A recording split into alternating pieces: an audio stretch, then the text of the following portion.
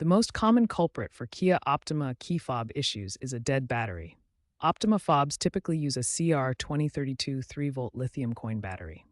Cold weather can significantly reduce battery life. To replace the battery, open the fob carefully. Ensure proper polarity when installing the new battery.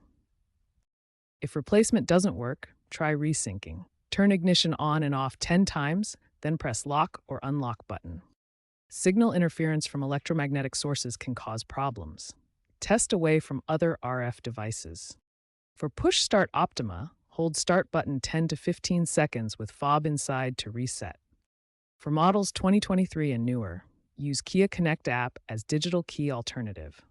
If basic fixes fail, the issue might be more complex. Check for corrosion on the battery contacts inside the fob.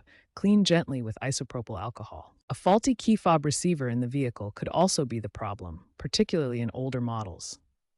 Kia issued a recall in 2024 for faulty key fob receivers, prompting over-the-air software updates for compatible vehicles. If your car was affected and the update wasn't applied, schedule a service appointment. For persistent issues, professional reprogramming at a Kia dealership is recommended. Be aware that aftermarket fixes may void your warranty. Looking ahead, Kia is moving towards digital key technology with Digital Key 2.0, allowing smartphone access via NFC and Bluetooth.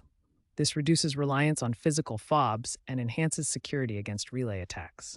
While traditional fobs may eventually be phased out, understanding basic troubleshooting can save you time and money. Always consult your owner's manual for specific instructions and safety precautions.